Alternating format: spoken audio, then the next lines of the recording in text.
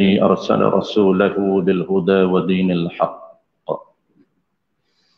ليظهره على الدين كله ولو كره الكافرون. أشهد أن لا إله إلا الله وحده لا شريك له، أشهد أن محمدا عبده ورسوله صلوات الله وسلامه على هذا النبي الكريم وإمام المتقين وقائد الدعاة المجاهدين وعلى آله وأصحابه أجمعين. اللهم علمنا ما جهلنا وانفعنا بما علمتنا وجعلنا من المخلصين. وصلى الله على سيدنا محمد وعلى آله وبارك وسلم. الحمد لله رب العالمين. أما بعد. Terima kasih kepada Al-Fadhil Ustaz Bad selaku nazir kita, yang saya muliakan Tuan Pengerusi, seluruh ahli jawatan kuasa, sahibul fadilah Tuan Imam, dan yang saya raikan pada malam ini tuan-tuan, perempuan, muslimin muslimat, hadirin hadirat, mudah-mudahan kita diberikan keberkatan dan kebaikan di sisi Allah Subhanahu wa taala, khususnya sempena pada hari kelahiran junjungan besar Nabi kita Muhammad sallallahu alaihi wasallam. Insyaallah tuan-puan, pada malam ini sebagaimana disebut oleh Al-Fadhil Sahabat tadi, kita akan sama-sama membincangkan berkaitan dengan kisah ataupun sirah ataupun sejarah berkaitan dengan diri Rasulullah sallallahu alaihi wasallam yang merupakan makhluk yang luar biasa dan juga dia merupakan makhluk yang termulia dan teragung di sisi Allah Subhanahu wa taala. Kerana masa kita ringkas tuan-puan, insya-Allah saya akan sebut ada 3 perkara yang kita cuba sama-sama bongkarkan kisah luar biasa Nabi kita. Yang pertamanya kita nak bincang dari sudut diri Nabi kita ini dicipta oleh Allah Subhanahu wa taala daripada unsur yang luar biasa. Yang kedua, kita akan cerita bagaimana proses perpindahan benih Nabi kita ke dalam rahim ibunya, Sayyidatina Aminah. Apa yang berlaku, juga perkara-perkara yang luar biasa yang kita akan sebut. Dan last sekali tuan-puan, kita akan bincang sedikit berkaitan dengan suasana kelahiran pada malam kelahiran Nabi kita. Bagaimana suasana yang sangat luar biasa yang berlaku, yang mengubah landscape dunia pada waktu itu. Inilah dia manusia yang bukan biasa tetapi sangat luar biasa. Yang pertama tuan-puan, saya tak nak sebut kisah berkaitan dengan sebelum Nabi kita ataupun sebelum makhluk dicipta oleh Allah Ta'ala.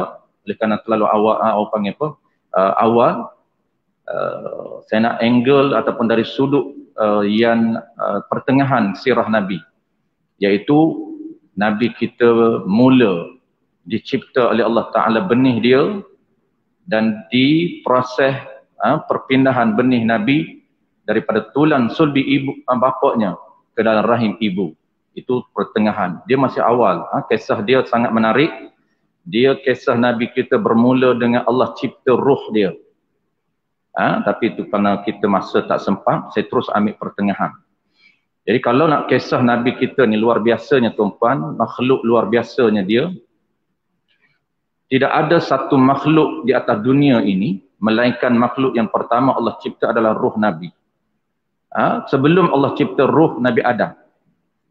Jadi benda lain, surga, neraka, bidadari, dunia dan sebagainya belum dicipta oleh Allah Ta'ala. Makhluk yang pertama dicipta oleh Allah Subhanahu wa taala dalam pegangan akidah Ahlussunnah wal Jamaah ialah ruh Nabi kita Muhammad sallallahu alaihi wasallam. Sebab tu Nabi menyatakan dalam hadis, Nabi menyatakan ana abar ruh wa Adamu abal jasad. Nabi menyatakan aku ini merupakan abar ruh, bapa kepada seluruh ruh yang ada di muka bumi ini. Dengan maksud, aku merupakan ruh yang pertama dicipta oleh Allah Subhanahu wa taala di kalangan seluruh arwah yang ada di muka bumi ini. Bagaimana yang kita maklum, sebelum Allah cipta jasad, Allah cipta ruh dulu. Barulah Allah bertukarnya alam, barulah Allah gabungkan ruh kita yang telah awal dicipta oleh Allah ke dalam jasad kita. Itu pertukaran alam. Dan ruh yang pertama ialah ruh Nabi kita. Nabi menyatakan wa Adam alaihimus salatu wassalam abal jasad. Sedangkan Nabi Adam alaihissalam merupakan bapa kepada jasad, yakni jasad yang pertama dicipta oleh Allah Subhanahu wa taala sebelum Allah mencipta segala jasad-jasad yang lain. Itu yang awal kisah dia tuan-tuan. Saya nak terus lompat kepada pertengahan. Baik, sebelum saya nak cerita yang kedua, saya mulakan dulu tuan-tuan yang pertamanya. Kita nak tengok dari sudut proses penciptaan Nabi kita yang luar biasa, yang tidak sama dengan unsur manusia biasa. Inilah yang kita, apabila kita kenal tuan-tuan Nabi kita dengan dekat, maklumat yang ada pada kita menyebabkan kita akan teruja dengan Nabi kita, dan keterujaan itu menyebabkan tindakan kita kasih sayang rindu kepada Nabi kita Muhammad sallallahu alaihi wasallam, sehingga mana kita tidak akan lupa untuk menyebut namanya walaupun sehari. Kita tahu kehebatan, kemuliaan, ketinggian, kebesaran dan luar biasanya makhluk yang bernama Nabi kita Muhammad sallallahu alaihi wasallam. Secara ringkasnya tuan-tuan, Allah menciptakan Nabi kita ini daripada dua unsur yang tak sama dengan kita. Manusia lain Allah Ta'ala cipta daripada satu unsur sahaja, iaitu unsur tanah. Dan Nabi kita tuan-tuan, Allah ciptakan daripada unsur tanah dan juga unsur cahaya. Dan cahaya yang Allah cipta kepada Nabi kita, dia tidak sama dengan cahaya yang Allah ciptakan di kalangan para malaikat. Sebagaimana tuan-tuan tahu, seluruh para malaikat diciptakan daripada unsur cahaya. Dan unsur cahaya yang ada pada malaikat tuan-tuan, dia tidak sama dengan peringkat malaikat. Malaikat yang berbeza penciptaannya iaitu Jibril alaihissalam. Sebab itulah tuan-tuan, makhluk yang paling mulia sebelum lahirnya Nabi kita ialah Jibril alaihissalam. Tidak ada manusia lain yang berada di dalam standard Jibril alaihissalam. Apabila lahirnya Nabi kita Muhammad sallallahu alaihi wasallam, maka Nabi kita lah yang berada pada alam yang tersendiri, pada standard yang tersendiri, yang tidak sama dengan makhluk-makhluk lain. Mana dalil dan buktinya tuan-tuan? Kita boleh tengok di dalam kitab yang dinakalkan oleh Al-Imam Qazwini rahimahullahu ta'ala. Ulama terkenal fiqh, tasawuf, tafsir, hadis dan sains. Imam Qazwini ini tokoh besar 5 bidang ilmu. Hebat dia, menguasai 5 bidang ilmu. Fiqh, tasawuf, tafsir, hadis dan juga sains. Dia membahagikan alam ini kepada 5. Kita tengok di mana kedudukan Nabi kita. Nabi kita merentasi seluruh 5 alam yang diciptakan oleh Allah Subhanahu wa taala. Ini kehebatan dan luar biasa jasad Nabi kita. Ini kita nak bincang proses penciptaan jasad. Sebelum kita nak cerita susuk tubuh dan jasad yang sangat hebat ini, Allah lahirkan bagaimana rupa dia. Itu di fasal pertengahan. Allah Subhanahu wa taala ciptakan Nabi kita daripada 2 unsur yang berbeza di antara 5 alam. Dan Nabi kita kelebihannya tuan-tuan, ke semua alam ini Nabi kita boleh merentasi. Dia boleh berada ke semua alam. Yang pertama dipanggil alam malak, alam syahadah. Ada 2 terma yang kita popular. Alam malak dan alam syahadah. Dalam bahasa kita popular dipanggil alam dunia. Alam yang boleh dikesam oleh panca indera, yang boleh nampak, boleh dengar, boleh sentuh. Ini dia panggil alam syahadah, alam malak. Ada 4 alam lain yang tak mampu untuk kita rentas. Kita tuan-puan sekarang, kita panggil kita berada di alam malak, di alam syahadah, ataupun alam dunia. Alam yang kedua nama dia ialah alam malakut, iaitu alam yang tidak mampu merentasi ataupun tak mampu dikesan dengan panca indera kita. Kita alam yang berbeza, dimensi yang berbeza, tak mampu untuk merentasi alam malak. Alam malak ini tuan-puan, alam malakut ini alam yang tersembunyi daripada pandangan alam malak, iaitu manusia tak boleh merentasi, tak boleh mampu berada di alam malak. Apa dia alam malakut? Bukan malakut. Alam malakut ialah alam para jin. Para jin tuan-puan dia berada di alam berbeza. Nama dia ialah alam malakut. Tafsiran terjemahan bahasa Melayu, alam yang tersembunyi daripada pandangan alam syahadah. Alam yang ketiga, nama dia ialah alam jabarut. Ini nama sahaja tuan-puan. Paling penting kita tahu, jabarut alam apa? Iaitu alam yang tidak boleh direntasi oleh 2 alam ini. Manusia tidak boleh berada pada alam jabarut. Jin juga tidak boleh berada pada alam jabarut, iaitu alam para malaikah. Alam para malaikah, tuan-puan, malaikah sangat banyak. Tak mampu untuk kita bilang malaikah ini banyak. Yang kita wajib beriman hanyalah 10 yang ketua malaikah sahaja. Dan alam yang keempat tuan-puan, nama dia ialah alam lahud.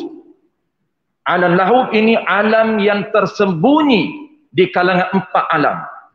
Manusia tak mampu berada di alam lahud. Jin tak mampu berada di alam lahud. Dan seluruh malaikat lain juga tak mampu berada di alam lahud. Malaikat lain tak nampak alam lahud. Apakah dia alam lahud? Alam yang didiami oleh Jibril alaihi salam. Sebab itulah tuan-puan, malaikat lain tak nampak Jibril. Tetapi Jibril dia boleh merentasi 4 alam. Jibril dia boleh nampak manusia. Jibril boleh nampak jin. Jibril boleh nampak malaikat lain. Tetapi dia tidak boleh merentasi alam yang kelima. Alam yang kelima tuan-puan disebut oleh Al-Imam Qizwani rahimahullahu ta'ala di dalam kitab tafsirannya, iaitu nama dia alam azamut ataupun alam mustawa. Kita biasa dengar alam ini alam mustawa, alam yang tertinggi yang tidak boleh dilepasi oleh seluruh makhluk bumi dan seluruh makhluk langit. Hanya boleh berada di alam ini hanyalah 1 makhluk sahaja, iaitu Nabi kita Muhammad sallallahu alaihi wasallam. Nama dia ialah alam mustawa, alam azamut, alam yang tertinggi yang tidak boleh dilepasi oleh Jibril alaihi salam. Di mana tuan-puan? Tuan-puan biasa dengar kisah Isra dan Mi'raj. Apabila Nabi kita dibawa oleh Jibril alaihi salam untuk bertemu secara direct, secara live, tidak ada sempadan dan hijab antara Allah dan Nabi kita. Di mana pertemuan itu? Iaitu di alam azamut ataupun alam mustawa, alam yang tertinggi yang Allah tidak membenarkan Jibril alaihi salam. Jibril diperintah oleh Allah Ta'ala untuk diiringi Nabi kita di border ataupun sempadan alam bawah dengan alam mustawa yang nama dia ialah Sidratul Muntaha. Sidratul Muntaha tuan-puan merupakan sempadan antara alam azamut ataupun alam mustawa dan alam bawah, alam lain. Apabila Nabi kita ajak Jibril alaihissalam untuk terus naik bertemu Allah Ta'ala, maka apa jawab Jibril alaihissalatu wassalam? Jibril tahu kedudukan dirinya.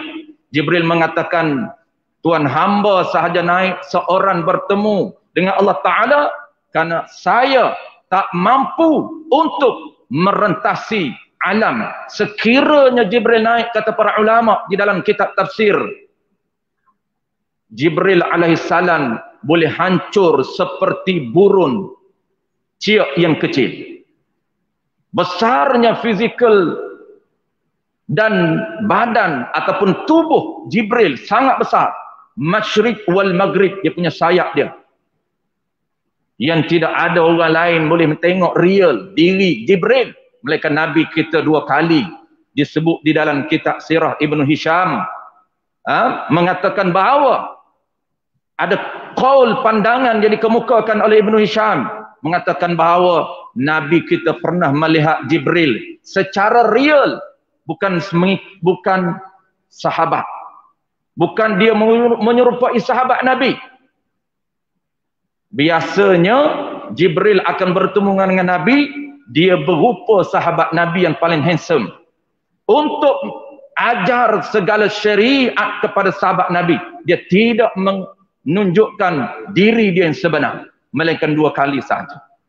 Besarnya Jibril memenuhi langit bumi, dan kata Jibril, kalaulah aku naik merentasi sempadan Sidratul Muntaha ini, nescaya aku akan hancur. Ini disebut oleh para ulama kita. Nabi kita seorang sahaja, tuan-puan, unsurnya, jasadnya boleh menyesuaikan dengan alam mustawa. Nabi tidak ada kesan sedikit pun. Seluruh jasad Nabi tidak terjejas ketika mana dia melihat jasad Allah, ketika mana dia melihat diri Allah, ketika mana dia melihat sifat yang ada pada Allah, dan ketika mana dia berada di alam mustawa yang tertinggi yang tidak ada makhluk lain, sedikit pun tidak terjejas tubuh badan Nabi. Kenapa? Kerana unsurnya luar biasa yang tidak sama dengan makhluk-makhluk biasa seperti kita, bahkan tak sama juga dengan Jibril alaihissalam. Itulah dia, tuan-puan, Nabi kita ini dicipta daripada cahaya yang bukan biasa. Bukan kita ingat, oh cahaya ni biasa saja. Kenapa? Kerana Jibril pun daripada cahaya, malaikat lain daripada cahaya. Sedangkan Jibril dan malaikat lain juga tak sama. Apatah lagi, tuan-puan, Jibril cahaya, malaikat lain pun cahaya, tetapi cahaya yang tak sama unsur. Sebab tu Jibril boleh nampak segala makhluk bawah, dan malaikat lain dia tidak kenal, ataupun dia bukan tak kenal, dia tak nampak rupa Jibril alaihissalam, kerana alam yang berbeza. Itulah dia, tuan-puan, unsur cahaya ada pada Nabi. InsyaAllah fasa terakhir saya akan cerita lagi bagaimana Nabi, bercahayanya Nabi ketika disambut oleh Ummu Syifa. Itulah sekali bahagian yang terakhir pada malam ini. Kita ambil masa tak panjang, tuan-puan, insyaAllah. Kita cuba ekspreskan. Sebab itulah, tuan-puan, qasidah tuan-puan biasa dengar, qasidah yang popular, Nurun Nabi. Ini qasidah yang popular, dikarang oleh para ulama. Nak menceritakan bagaimana diri Nabi itu adalah nur yang luar biasa. Nurun Nabi, Nurun Nabi,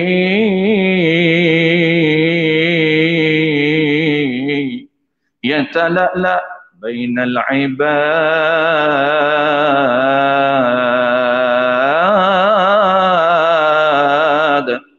yatala'la bainal ibad. Dia akan berkerdipan cahaya ini, badannya akan bersinar-sinar menyinari seluruh para makhluk Allah, terutamanya yatala'la bainal ibad. Dia akan berkerdipan di kalangan para hamba-hamba Allah Subhanahu wa taala. Yatala'la bainal ibad, yatala'la bainal ibadil muslimin wal muslimat. Dia berkerlipan di kalangan orang Islam, muslimin, muslim dan muslimat, dan dia tidak memberikan kesan kepada orang-orang yang tidak beriman kepada Nabi kita. Baik, terus kepada fasal pertama. Fasal pertama, tuan-puan, kita nak terus kepada fasal pertengahan, iaitu bagaimana proses perpindahan benih Nabi kita. Itu dah tengah dah. Kita nak ringkas tuan-tuan, saya ambil part-part sahaja. Nabi kita, apabila ibu dia ibu Nabi kita ni tuan-tuan, dia dipilih oleh Allah Ta'ala. Bukan kebetulan. Di kalangan para jelitawan, ibu Nabi kita sangat cantik. Dan juga terpilih, bapa Nabi kita terpilih di kalangan orang-orang yang handsome, di pemuda-pemuda Quraisy. Ramai pemuda Quraisy lain yang handsome. Tetapi yang terpilih untuk menjadi bapa kepada Nabi kita, suami kepada ibu, kepada Aminah, atau suami kepada Aminah, ialah Abdullah. Bukan kebetulan. Dipilih awal oleh Allah Subhanahu Wa Taala. Sebab itulah karakter mereka berdua ini karakter orang yang soleh daripada awal, walaupun mereka ketika itu tidak ada agama. Nabi kita ni tuan-tuan, ibu Nabi kita dengan bapa dia ini, sebelum lahirnya syariat Nabi kita, dia tidak ada agama. Cuma dia orang soleh yang tidak mengerjakan perkara-perkara yang fasik. Kalau ada agama pun agama yang tidak hidup.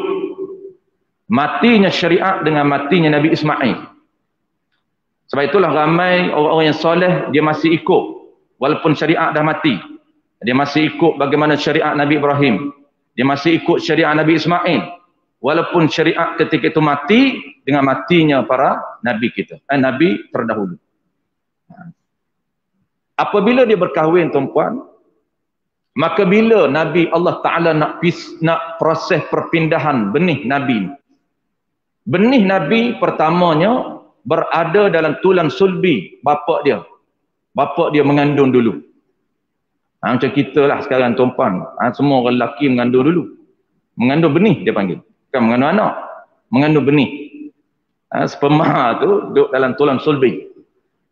Jadi dia ni, benih sperm ini yang dijaga oleh Allah Ta'ala berada dalam tulang sulbi. Sulbi apa? Sulbi bapaknya Abdullah bin Abdul Muttalib. Proses perpindahan itu tuan berlaku pada malam, jadi pada Isnin. Dipindahkan benih ini oleh Allah Ta'ala pada malam Isnin. Jadi pada hari Isnin malam. Kemuliaan Nabi kita, hari mulia pada Nabi kita ialah hari Isnin. Hari mulia untuk umat dia ialah hari Jumaat. Beza.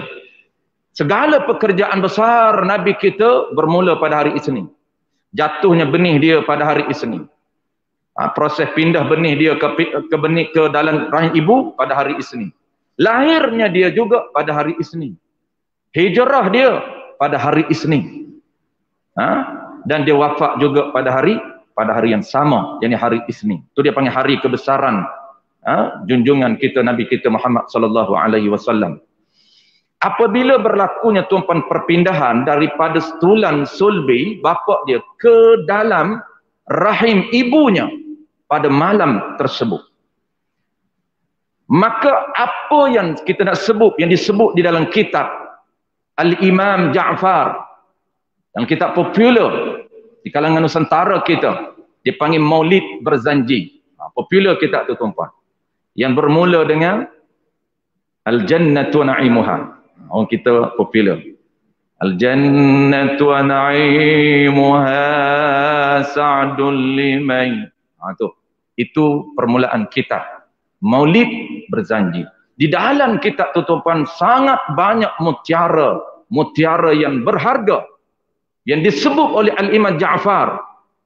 Antara Imam Ja'far sebut berlakunya peristiwa luar biasa apabila proses perpindahan benih Nabi kita daripada tulang sulbi ibu dia, bapa dia ke dalam rahim ibu dia, berlaku perkara yang luar biasa. Di mana? Bukan saja di Mekah kata ulama, tetapi di seluruh dunia.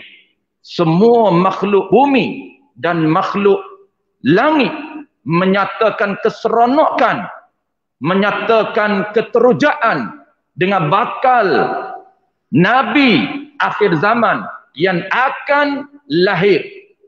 seluruh para makhluk menyatakan keseronokan dan keterujaan. Antara yang disebut tuan-tuan, saya nak sebut 4 sahaja.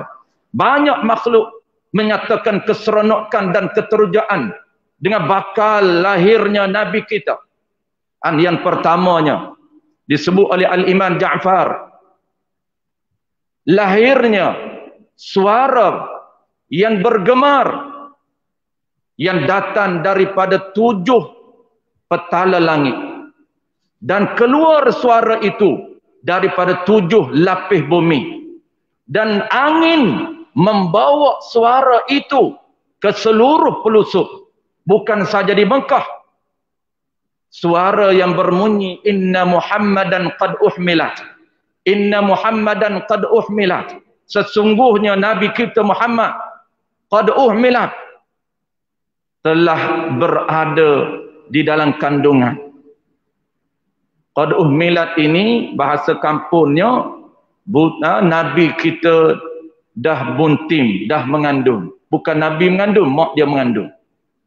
Maknanya bahasa kita, keseronokan yang dinyatakan oleh seluruh makhluk bumi dan langit, sesungguhnya Nabi kita telah berada di dalam kandungan ibunya. Tak keluar lagi.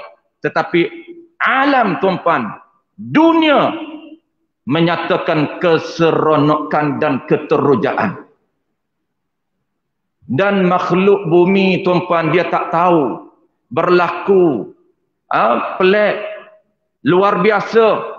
Hanya dengar suara yang dibawa oleh angin tanpa diketahui suara ini datang dari mana. Dan suara apakah ini yang mengandungi bahasa Arab, menggunakan bahasa Arab. Sehingga penduduk Mekah kehairanan. Berlaku proses ini pada malam jatuhnya benih Nabi kita ke dalam rahim ibu dia. Dan yang keduanya tuan-tuan, berlaku perkara yang luar biasa yang dinyatakan oleh seluruh makhluk, iaitu makhluk di bawah. Yang tadi makhluk langit dan bumi bersatu, membawa suara yang dibawa oleh angin daripada atas dan bergema daripada bawah. Dan yang keduanya ialah makhluk dari bawah. Yang keduanya, pada malam itu tuan-tuan, turunnya hujan. Pada malam jatuhnya benih, turunnya hujan daripada langit. Yang suasana negara Mekah ketika itu, suasana kemarau yang panjang, yang tidak ada ataupun tidak sesuai, pokok-pokok kayu tak hidup subur. Kenapa? Kerana suasana Mekah kering kontan, kemarau panjang, menyebabkan pokok-pokok kayu di Mekah tak boleh hidup subur. Dan pada malam itu hujan turun dengan lebat, menyebabkan berlakunya perkara yang luar biasa. Nak menyambut manusia yang luar biasa, berlaku perkara luar biasa, iaitu apa dia tuan-tuan? Menyebabkan apabila turunnya hujan, menyebabkan pokok-pokok tumbuh subur dengan segera. Pokok-pokok yang berbuah keesokan harinya masak. Pokok yang belum berbuah terus berbuah. Di dalam kitab sebut Allah pakaikan bumi dengan pakaian yang subur, yang terdiri daripada rumput rampai yang subur. Itu maksud pakaian bumi. Yang sebelumnya tak hidup, rumput mati di Mekah tuan-tuan. Tetapi pada malam itu turunnya hujan, rumput naik dengan segera. Itulah yang disebut oleh Al-Imam Ja'far, Allah pakaikan pakaian kepada bumi dengan pakaian yang hijau, yang subur, yakni merujuk kepada rumput naik dengan segera. Dan pokok-pokok kayu ni tuan-puan, ini belum lagi ada Nabi kita lagi. dah berlaku perkara luar biasa. Apa yang luar biasa dia? Nak sambut benih Nabi ni, benih yang luar biasa ini. Pokok kayu menyatakan keseronokan, keterujaan, sehingga mana pokok yang berputih akan masak segera. Dan pokok yang masak disebut oleh Al-Imam Ja'far, pokok itu keesokan harinya, pokok-pokok kurma yang masak mekar akan tunduk, akan condon kepada tuannya, tak perlu panjat nak kutip. Nampak benda yang tak logik akal. Kita sahaja bahasa tak logik akal. Sebenarnya benda ini harus pada akal. Orang kita kalau cerita benda-benda pelik tuan-puan berlaku pada Nabi, yang panggil mukjizat ni, dia kata benda tak logik akal. Sebenarnya bahasa akademik harus pada akal. Bukan mustahil pada akal. Allah nak buat mudah saja. Semua berada di dalam iradah Allah, berada dalam kudrah Allah, berada dalam ilmu Allah. Dia boleh buat apa saja yang dia nak buat. Ini benda yang pelik berlaku. Dan yang ketiganya tuan-puan, benda pelik berlaku pada malam tersebut. Dan keesok harinya berlaku. Suasana yang mengubah penduduk Mekah ketika itu. Kehairanan di kalangan penduduk Mekah. Apa yang berlaku di kalangan kita sebenarnya. Tetapi Allah dah bagi signal awal. Ada suara yang akan bergema sebelum Allah rencanakan perkara pelik. Suara itu bergema dulu. Dan yang ketiganya tuan-puan disebut juga di dalam kitab Barzanji ini, iaitu seluruh binatang-binatang yang berada di Mekah ketika itu bertutur dengan bahasa Arab yang fasih, yang berbunyi, qad inna Muhammadan qad uhmilat. Mereka bercakap sesama mereka. Unta bercakap sesama unta. Unta memberitahu unta lain dengan lafaz inna Muhammadan qad uhmilat.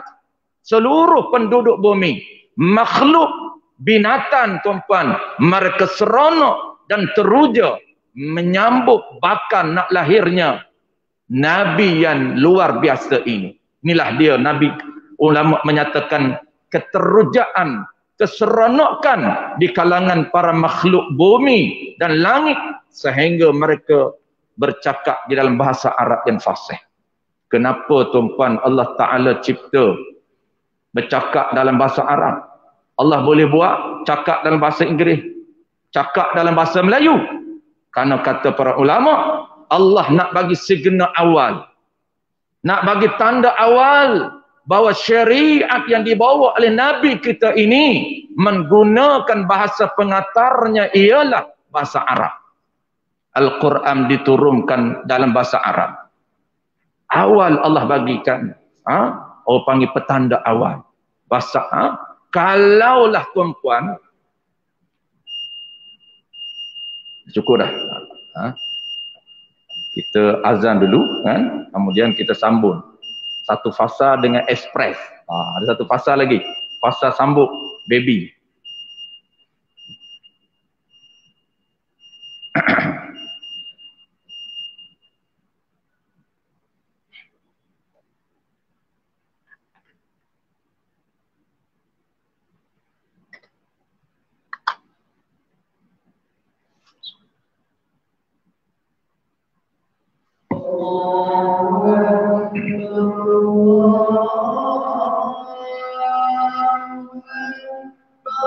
Allahu Akbar, Allah.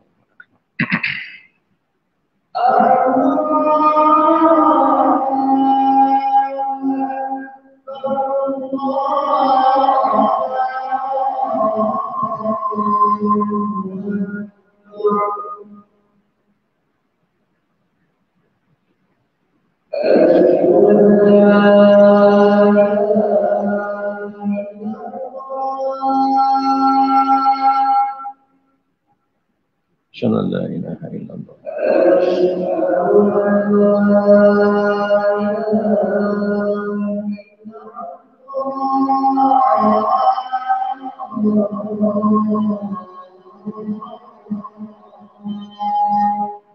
Asyhadu an la ilaha illallah.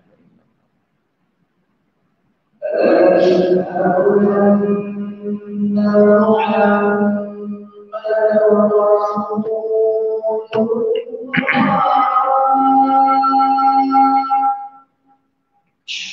anna Muhammadar Rasulullah.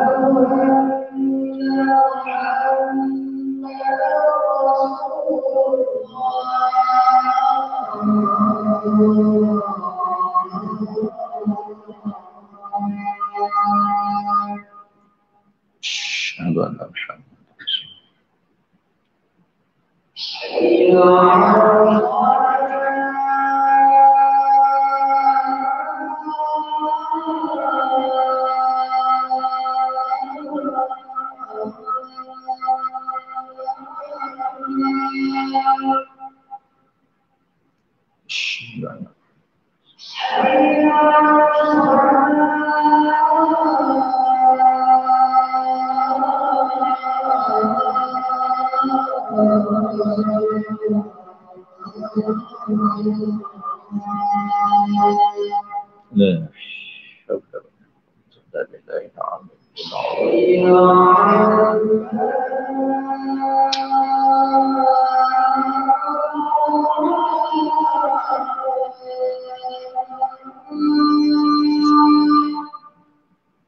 La hawla wala quwwata illa billah. La hawla wala quwwata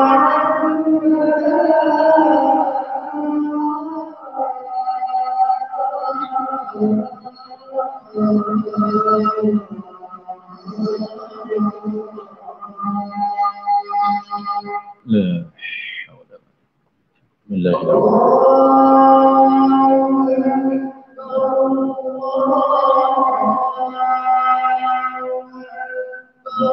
Allahu akbar, Allahu akbar.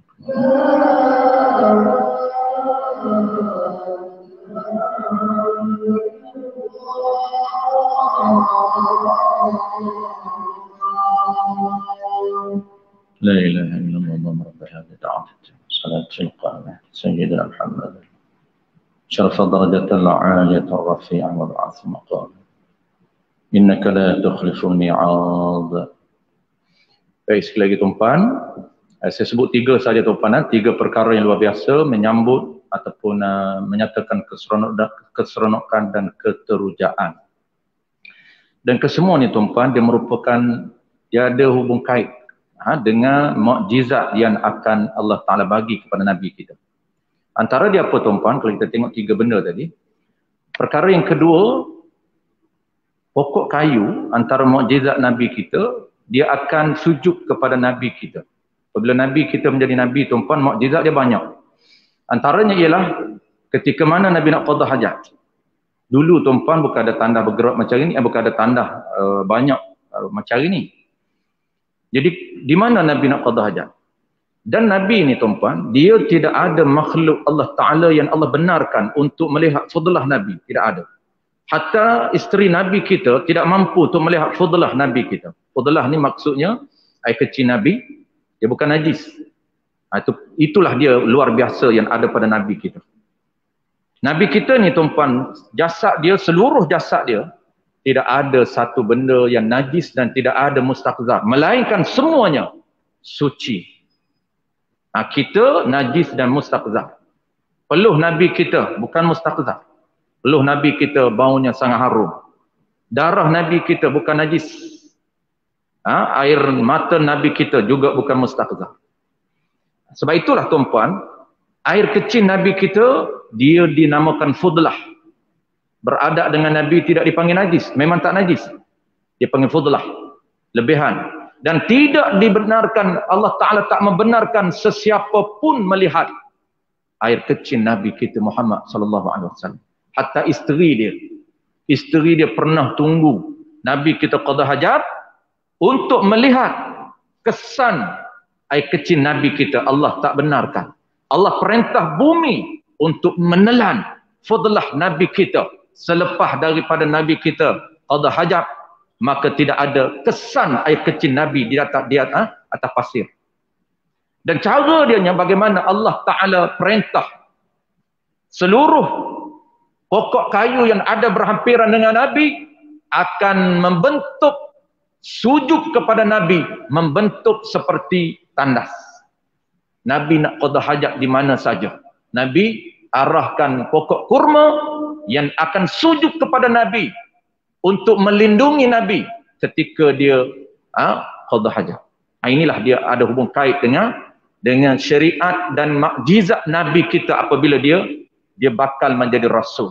Juga yang ketiga, tuan-tuan, saya sebut tadi, seluruh binatang darat akan berucap menyatakan keseronokan sesama mereka di dalam bahasa Arab yang fasih. Inna Muhammadan qad uhmilat. Ini juga mukjizat Nabi. Nabi dia boleh bercakap dengan binatang bukan dalam bahasa binatang. Kalau dalam bahasa binatang, biasa lagi. Kita faham bahasa binatang itu biasa lagi. Sebagaimana Nabi Sulaiman alaihissalam, dia boleh berbicara menggunakan bahasa binatang. Tetapi Nabi kita dia berbicara dengan binatang bukan bahasa binatang tetapi bahasa Arab. Unta datang mengadu kepada Nabi tentang tuannya. Dalam bahasa apa? Dalam bahasa Arab yang fasih. Itulah tuan-tuan. Dan begitu juga dhab yang terkenal. Dan saya pernah cerita tempat-tempat lain. Bagaimana hadis dhab. Dhab berbicara dengan Nabi. Arab Badui membeli dhab. Dan Arab Badui tak nak beriman kepada Nabi. Melainkan dhab dia beriman dulu. Ini saya pernah cerita tempat lain. Dan ketika itu Nabi kita berbicara dengan dhab dalam bahasa Arab. Dan dhab mengatakan bahawa apabila ditanya oleh Nabi, ya dhab man ana. Lalu dhab mengeluarkan suara dengan bahasa Arab yang fasih. Innaka Muhammadan. Asyhadu annaka Muhammadan Rasulullah. Dhab kata, aku bersaksi, aku mengaku bahawa engkaulah utusan ataupun rasul yang bernama Muhammad sallallahu alaihi wasallam. Sehingga tuan dia beriman. Dia nak dhab beriman dulu. Ini banyak kisah-kisah yang saya pernah sebut tempat lain. Baiklah sekali tuan-tuan, saya minta maaf banyak kalau saya mengambil masa tuan-tuan pada malam ini, kerana kita nak komplitkan yang terakhir, fasa proses lahirnya Nabi kita. Apabila cukup 9 bulan, kita ekspreskan, dalam 9 bulan tu dia banyak berlaku tuan-tuan, pelbagai drama lagi, pelbagai plot cerita yang berlaku, yang sangat menarik. Tapi kita nak ringkaskan, kita terus ambil pada malam bulan Rabiul Awal, pada malam Isnin Nabi kita bakal dilahirkan. Sebelum Nabi kita lahir pada malamnya, apa yang berlaku tuan-tuan? Allah Ta'ala nak menyatakan kehebatan, kemuliaan Nabi kita ini bukan manusia biasa. Sehingga mana Allah bersiap sedia, Allah mengarahkan Jibril alaihissalam mengambil gerombolan bidadari, kumpulan bidadari daripada syurga untuk mengelilingi rumah Nabi kita, yakni rumah mak Nabi kita Aminah pada malam itu. Dan pada malam itu Nabi kita bakal lahirnya sebelum subuh. Nabi kita lahir sebelum subuh, di antara 4 ke 5 lebih dia punya jam, kata para ulama. Dan pada malam itu tuan-tuan, persediaan Allah Ta'ala mengarahkan Jibril alaihissalam supaya membawa bidadari di syurga yang diketuai oleh 2 ketua. Yang pertamanya ialah nama dia Asiyah, isteri kepada Fir'aun, yang akan menjadi ketua bidadari, akan mengelilingi rumah Nabi kita. Dan yang keduanya tuan-tuan, Siti Maryam, ibu kepada Nabi Isa alaihissalam, yang akan menjadi ketua kepada bidadari. Mereka berdua diturunkan oleh Allah Ta'ala daripada langit melalui perantaraan Jibril alaihissalam. Dan ini panjang ceritanya. Ulama menyatakan yang turunnya ialah arwah, yakni ruh Siti Asiyah. Yang turunnya ialah ruh Maryam, ibu kepada Nabi Isa alaihissalam. Sebagai tanda kemuliaan, kebesaran orang yang bakal nak lahir ini, disambut oleh gerombolan bidadari. Ini hebat tuan-tuan. Maka pada malam itu, selepas Isya, maka ada tanda-tanda Siti Aminah sakit. Lalu Siti Aminah menyatakan, Panggil beberapa orang saudara mara terdekat. Mungkin kata Aminah, ini isyarat bahawa aku nak melahirkan anak. Lalu pergilah. Datanglah beberapa saudara mara yang terdekat. Antaranya tuan-puan ada 4 tokoh. Ini kita ingat ini sebagai satu value added pada kita. Ada tokoh empat tokoh besar yang menjadi peneman kepada Siti Aminah, perempuan 4. Yang pertamanya ialah tuan-puan, nama dia Ummul Aiman. Seorang perempuan yang mulia.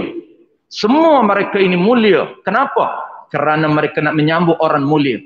Mereka dimuliakan oleh Allah Ta'ala, dirakamkan nama mereka di dalam sirah Nabawi. 4 tokoh ini. Pertamanya Ummu Aiman. Siapa Ummu Aiman? Dia merupakan hamba bapa kepada Nabi kita. Bapa Nabi kita Abdullah bin Abdul Muttalib, sebelum dia mati muda, dia ada seorang hamba yang bernama Ummu Aiman. Apabila dia mati, maka hamba ini diwarisi menjadi harta pusaka, diwarisi oleh anak dia, yaitu Nabi kita Muhammad sallallahu alaihi wa ala alihi wasahbihi tabaraka wasallam. Yang kedua, tuan-puan, tokoh yang kedua nama dia Ummu Syifa. Ini bidan profesional. Ummu Syifa. Bidan Nabi, tuan-puan, nama dia ialah Ummu Syifa. Siapa Ummu Syifa? Dia merupakan ibu kepada tokoh besar dalam perniagaan Islam yang nama dia ialah Abdurrahman bin Auf, yang Nabi gelarkan Abdurrahman bin Auf ini At-Tijarul Akhirah, perniaga akhirat. Dermawannya dia, sehingga Nabi gelar Abdurrahman bin Auf sebagai peniaga yang akhirat. At-Tijarul Akhirah, bukan gelaran sahabat, tapi Nabi yang menggelarkan kepada anak orang yang mulia ini. Anak dia juga hebat. Ibunya hebat, anaknya hebat. Siapa ibu dia? Yaitu orang yang penyambut Nabi kita. Yang ketiga, tuan-puan, nama dia ialah Fatimah bin Abdullah. Dia juga melahirkan seorang anak yang menjadi sahabat besar kepada Nabi kita. Sahabat yang besar. Uthman bin, Uthman bin, bukan Uthman Affan. Uthman bin Abi As. Sahabat besar. Bukan Uthman bin Affan. Ibu dia menjadi peneman kepada Siti Aminah ketika sakit.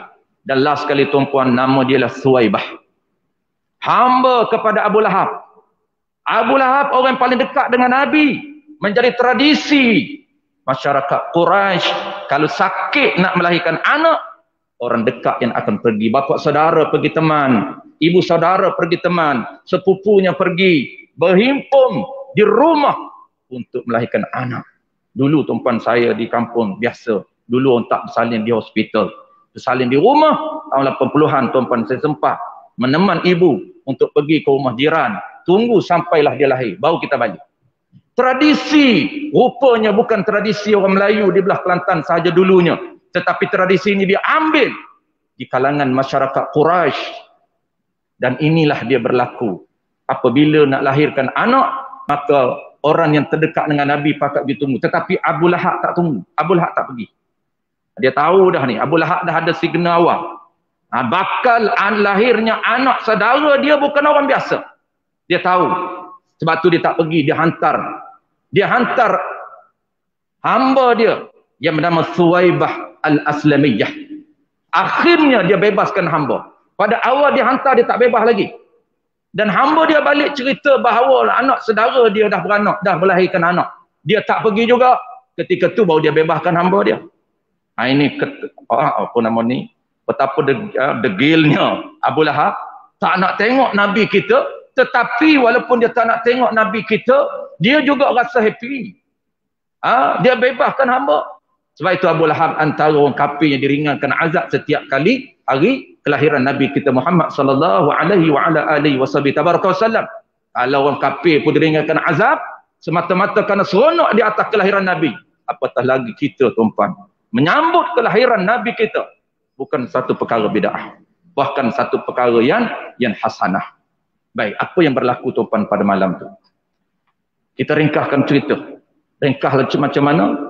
Apabila dia sakit lalu dia arahkan. Ini Aminah yang pilih. Ilham Allah Ta'ala. Aminah minta supaya pergi ke rumah Ummu Syifa. Dia tak nak bidan lain. Dan kata para ulama tuan-tuan dinakalkan di dalam kitab sirah. Antaranya kitab Ibnu Hisham. Ketika itu di kalangan Mekah. Di kalangan bidan di Mekah bukannya sedikit yang profesional. Ramai. Bidan yang handal, yang pakar. Tetapi dia tak nak orang lain. Yang dia nak ialah Ummu Syifa. Lalu orang pun pergilah kepada Ummu Syifa. Rumah Ummu Syifa ni tuan-tuan di Muzdalifah. Kalau tuan-tuan biasa daripada rumah Nabi ke Muzdalifah itu agak jauh. Berapa puluh kilometer juga. Jalan kaki. Dengan unta je dulu. Kalaulah Tuan Guru saya sebut ketika itu waktu pagi sebelum anggaran, sebelum pukul 4 pagi. Ummu Syifa sampai ke rumah Nabi kita. Apabila dia sampai tuan-puan, orang pakar ni, dia masuk terus ke tempat Aminah sedang sakit, lalu dia letak tangan dia di atas perut Aminah. Apabila dia letak tangan dia atas perut Aminah, belum subuh ketika itu. Lebih kurang kata Tuan Guru saya, anggaran sahaja. Kita tak tahu pukul berapa. Kerana ulama kata dia lahir hampir subuh. Maka anggaran ketika itu lepas 4 pagi. Sebelum pukul 5, selepas 4 pagi. Tak lama. Kata Ummu Syifa, dia kata ni tak lama dah ni. Sakit ni tak lama, sekejap lagi akan lahir. Ini antara profesional dan orang handalnya dia. Cekap. Dia tak perlu cek berapa sentimeter. Dah berapa cm dah ni. Jalan terbuka. 4. Oh lambat lagi. Cek lagi. Duduk setengah jam cek. Berapa? 5. Tunggu setengah jam lagi. Berapa? 6. Tunggu lagi sejam. Kita kena cek. Ni Ummu Syifa sebab tu dia terpilih di kalangan bidan profesional yang ada di Mekah. Nama dia terpilih. Handal dia. Kerana dialah manusia yang nak dimuliakan oleh Allah Ta'ala melalui sambut Nabi kita orang mulia. Lalu selepas tu, sebelum subuh, hampir subuh, lalu lahirlah Nabi kita. Apabila lahirnya Nabi kita, kata Ummu Syifa, diriwayatkan oleh Ummu Syifa. Ini qaul yang masyhur. Ummu Syifa menyatakan, aku sambut Nabi ini, aku sambut baby ini, luar biasa dan pelik dan ajibnya. Seolah-olah yang ada di atas tangan aku seketul bulan purnama. Aku tidak pernah melihat kanak-kanak pelik dan luar biasa seperti Nabi kita Muhammad sallallahu alaihi wa ala alihi wasallam. Ummu Syifa menyatakan, seolah-olah yang jatuh di atas tangan aku ialah bulan purnama. Cahayanya memantul seluruh Mekah. Dan luar biasanya tuan-tuan, apabila keluar sahaja Nabi kita di dalam tangan Ummu Syifa, maka apa yang berlaku? Cahayanya memantul seluruh Mekah. Sehingga orang Mekah berduyun-duyun keluar melihat cahaya apakah yang tidak pernah dilihat oleh penduduk Mekah ketika itu. Mereka beramai-ramai keluar sebelum subuh untuk melihat cahaya yang membanjiri negara Mekah, yang ketika itu tidak ada elektrik seperti hari ini tuan-puan. Sebab itu kenapa Mekah berubah dan orang Mekah keluar berduyun-duyun melihat rumah Nabi kita yang ada pada hari ini. Dan kata Ummu Syifa tuan-puan, Ummu Syifa menyatakan, peliknya baby ni, peliknya kanak-kanak ini. Ummu Syifa ini, ulama menyatakan dia menyambut kanak-kanak di Mekah bukan ratusan, banyak. Ramai dah baby ataupun anak-anak yang dia sambut di Mekah, dia tak pernah melihat keajaiban baby ataupun anak yang dia sambut Nabi kita ini. Apabila keluarnya, kata Ummu Syifa, aku melihat matanya berkerdipan. Matanya berkerdipan. badannya suci bersih tanpa darah,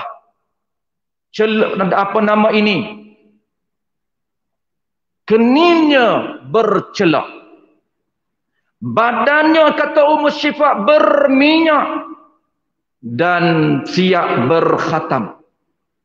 Ada di dalam riwayat lain, bukan Ummu Syifa yang riwayat, dalam riwayat lain menyatakan Nabi keluar daripada di atas tapak tangan Ummu Syifa dalam keadaan sujud seperti orang sedang sujud kepada Allah Subhanahu wa taala, dan tangan dia mengisyaratkan seperti di dalam tasyahud awal. Itu riwayat yang lain, bukan diriwayatkan oleh Ummu Syifa. Banyak riwayat tuan-puan bagaimana cara Nabi kita, dan Nabi kita dalam riwayat lain juga dia keluar sahaja, diletakkan di dalam bekas. Apabila Ummu Syifa meletakkan di dalam bekas, letak dalam bekas, di dalam riwayat lain menyatakan Nabi kita dia bersin, kemudian dia mengeluarkan suara asyhadu anna Muhammadan Rasulullah. Dia mengaku bahawa akulah Muhammad, utusan Allah Subhanahu wa taala. Inilah dia. Kalau kita baca tafsir, yang ulama menyatakan ada 10 kanak-kanak yang boleh bercakap seusia baby. Salah seorangnya ialah Nabi kita Muhammad sallallahu alaihi wa ala alihi tabaraka wasallam. Dia boleh bercakap ketika mana keluar sahaja daripada bumi, daripada ibu dia. Sebab itu tuan-puan, Mekah bercahaya hasil daripada tempias dan aura Nabi kita ini. Badan dia penuh cahaya. Sebab itu tuan-puan, Nabi kita, antara kemuliaan Nabi kita, dia tidak ada bayan. Nabi kita dia tidak ada bayan seperti kita. Kita tuan-puan bukan kata duk ada cahaya matahari, lampu pun ada bayan. Saya ada bayan. Tuan-puan kalau tak ada bayan hebat. Tu hebat tu. Daripada cahaya juga mungkin. Cahaya apa tak tahulah. Saya ada bayan. Nabi tidak ada bayan-bayan. Ulama menyatakan ada dua. Kenapa Nabi tidak ada bayan? Pertamanya, cahaya bertemu cahaya tidak akan mengeluarkan bayan-bayan. Nabi kita daripada cahaya, walaupun dia tak sama dengan cahaya matahari, dia unsur lain, tidak ada bayan. Yang kedua, kenapa Allah sengaja dan takdirkan Nabi tidak ada cahaya, tak ada bayan? Walaupun boleh Allah nak takdirkan cahaya bertemu cahaya, tetap ada bayan. Tetapi Allah Ta'ala takdir Nabi tidak ada bayan. Kenapa? Kata ulama, untuk menjaga kemuliaan darjat dan status Nabi kita, sehingga bayan pun Allah tak benarkan dipijak. Bayan tuan-puan, kalau kita ada bayan, bayan kita makin panjang, orang lalu tuan-puan, lalu atas bayan kita, lalu atas bayan Nabi. Allah jaga Nabi kita punya mulianya dia, punya hebatnya dia, luar biasanya dia, sehingga bayan dia Allah tak benarkan untuk manusia ataupun sahabat Nabi langkah bayan dia, hebatnya. Kalaulah kita kenal hebatnya manusia ini tuan-puan, maka kita kena memperbanyakkan ingat kepada orang yang luar biasa ini. Selawatlah tuan-puan banyak-banyak sebagai tanda kasih kita kepada Rasulullah, sayang kita kepada Rasulullah, dan kita dambakan syafaat kepada Rasulullah. Salah satu rahsia tuan-puan untuk dapat syafaat, syafaat ini dipanggil recommendation Rasulullah. Tulibal khairi lil ghair, itu makna syafaat. Memohon kebaikan untuk orang lain. Siapa yang memohon? Nabi kita. Kalau sesiapa yang terpilih di dalam kota untuk Allah, untuk Nabi kita bantu, maka itulah dipanggil syafaat. Talabul khairi lil ghairi, memohon kebaikan untuk orang lain. Siapa memohon? Nabi. Memohon daripada siapa? Daripada Allah. Untuk mempercepatkan proses kita dihisap oleh Allah di padang mahsyar kelak. Satunya tuan-puan, rahsia dia ialah orang yang memperbanyakkan mengingati Nabi. Sebutlah nama Nabi tuan-puan. Sebab itulah apabila kita dengar orang sebut nama Nabi, orang selawat, maka kita juga berselawat. Orang yang paling banyak berselawat, itulah dia orang yang akan bakal mendapat syafaat Nabi, dan bakal Nabi kenal kita siapa kita. Walaupun kita tidak pernah bertemu dengan Nabi, tetapi kita di dunianya sayang kepada Nabi, kita kenal Nabi ini manusia hebat, bukan manusia biasa seperti kita. Walaupun Nabi kata aku dicipta daripada tanah, tetapi dia bukan orang biasa seperti kita. Walaupun ada orang mengatakan Nabi ini dibezakan dengan kita satu, iaitu jawatannya sahaja. Kalau Nabi tidak diberikan jawatan Nabi, maka dia sama dengan kita. Ini satu kenyataan yang tak tepat dan tak betul di sisi ilmu. Di sisi ahli sunnah wal jamaah, dia bukan semata-mata kemuliaan Nabi kerana pangkat dia, tetapi jasad dia mulia. Sebab itulah malam ni tuan-tuan, kenapa sengaja kita bongkar kehebatan, keluar biasaan jasad dia, supaya betul-betul kita kenal. Bukan kenal semata-mata kerana jawatan Nabi, tetapi kita kenal bagaimana jasad dia yang pelik, jasad dia yang luar biasa, supaya kita rasa teruja, rasa excited untuk sebut nama dia. Apabila kita rasa teruja, kita agungkan orang, selalu kita sebut nama tuan-tuan. Begitulah juga Nabi kita, sama-sama kita selawat, Allahumma salli wa sallim ala sayyidina Muhammad. Nabi, ulama menyatakan di awal saya sebut tadi tuan-tuan, penutup dia, apa yang ulama sebut? Ulama menyatakan janji sesiapa yang banyak sebut 3 benda, dia akan diberikan kenikmatan syurga. Al-jannatu wa na'imuha sa'dun liman yusalli. 1. Wa yusallimu. 2. Wa yubariku alaihi.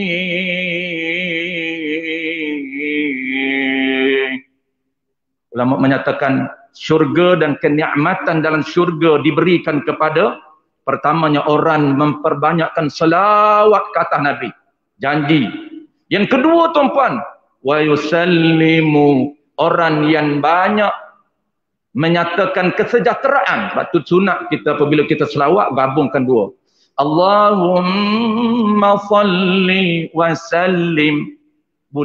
Allahumma salli pun dah okey, tapi sunat gabungkan dua. Salli itu selawat, yusallim itu doa. Apa dia? Selawat itu doa. Doa kesejahteraan kata Nabi, supaya Nabi diberikan kekuatan oleh Allah untuk terus bertemu dengan Allah, memohon daripada Allah. Mohon apa? Mohon syafaat untuk kita bagi orang yang selawat. Sehingga Nabi kita disebut oleh Allah, oleh ulama, akhir pada masyar kelak Nabi kita terus pergi sujud di hadapan Allah. Lalu apa Allah jawab? Allah kata irfa' ra'saka tusyaffa'. Wahai Muhammad, pada hari ini angkatlah kepala kamu. Kenapa? Sekarang tusyaffa', aku telah berikan kepada kamu kuasa, recommend untuk kamu recommend sesiapa sahaja terpulang kepada kamu. Ini yang kita nak. Dan akhir sekali, wa yubariku alaihi, orang yang selalu berdoa kesejahteraan dan keberkatan ke atas Nabi kita Muhammad sallallahu alaihi wa ala alihi wa sahbihi tabaraka wa sallam. Wallahu a'lam. Terima kasih tuan-puan semua atas perhatian tuan-puan, dan juga minta maaf banyak kepada pihak pengurusan. Al-Fadil Ustaz Bak kita di atas masa saya ambil terlebih sedikit. Patut kita berhenti 8.30, tapi oleh kerana sempurna pada malam ini, mudah-mudahan kita mengambil keberkatan, kehebatan, kemuliaan, keagungan Nabi kita. Mudah-mudahan kita aura kehebatan Nabi kita juga tempias kepada kita. Bismillahirrahmanirrahim. Alhamdulillahirabbil alamin.